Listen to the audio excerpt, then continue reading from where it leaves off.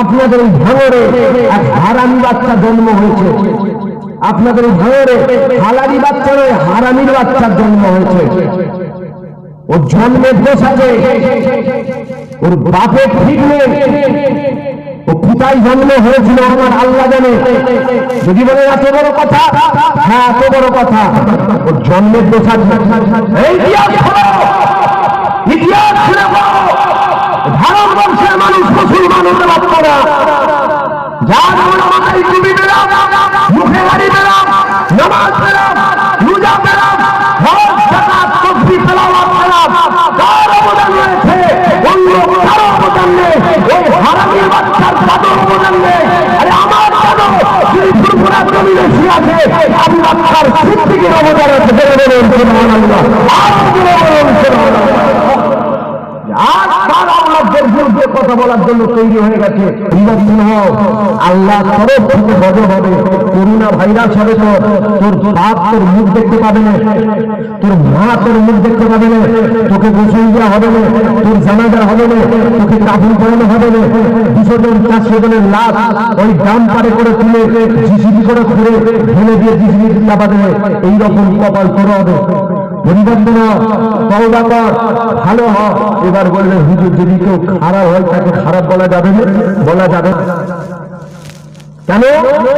খারাপকে খারাপ বলতে পারি না, অন্যায়কে অন্যায় বলতে পারি না। আরে আমার আবু বকর শিক্ষা দিয়েছে যে আমার মুরিদেরা, আমার আওলাদের মধ্যে যদি কেউ খারাপ হয়, যদি কেউ বিগড়ে যায়, যদি কেউ নোংরা বলে যায়, তোমরা তার কাছে যাবে না, মুসাফা করবে না, গ্রামে দাওয়াত করবে না, তোমরা তাদের সাথে সম্পর্ক রাখবে না, লেনদেন রাখবে না, তাদের থেকে দূরে থাকবে।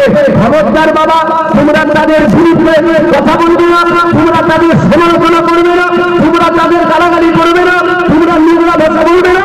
কেন আমি আবু বকর, আমার শুধু আওলাদ নয়, আরে নবীর সাহাবা আবু বকর সিদ্দিকের রক্ত আছে। আরো বলেন সুবহানাল্লাহ। ভাবো যদি আমরা মুজাদ্দিদের জামানের অনুসারী অনুগামী মুরিদ যদি আমরা হয়, আমাদের কর্তব্য কি বলুন? যে জুবায়ের সিদ্দিকী খারাপ, দূরে থাকবো, দাওয়াত করবো না, গ্রামে ফুরফুরা গেলে মুসাফাও করবো না, লেনদেন রাখবো না, সালাম কালাম দেবো না, নজরানা দেবো না, মুদ্রা পর্যন্ত দেখবো না। কেন? আবু বকর বলেছে আমার আওলাদের মধ্যে যদি কেউ বিগড়ে যায় বাবা দূরে থাকিস। সমালোচনা করার পাওয়ার দিয়েছে তোমাদের। বলুন রাগ হচ্ছে, কষ্ট হচ্ছে, বুঝতে পারছি খুব কষ্ট হচ্ছে। আমি কারো পক্ষে নয়, কারো বিপক্ষেও নয়। আমি একটা জিনিস বুঝি, আমি আবু বকর সিদ্দিকের পক্ষে।